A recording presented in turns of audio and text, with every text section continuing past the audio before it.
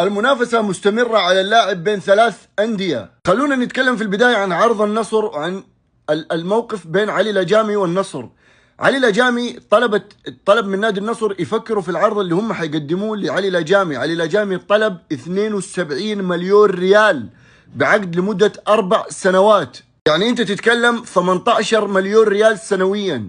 وعلي لجامي اعطى النصر موقف اسبوع واحد حتى يفكروا في قبول هذا العرض او لا. في الجانب الاخر الهلال يبغى اللاعب والاهلي يبغى اللاعب.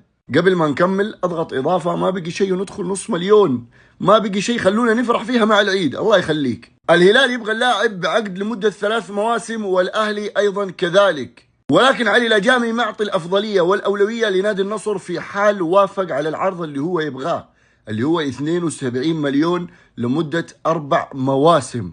هل تشوفوا انه هو يستاهل هذا المبلغ او لا؟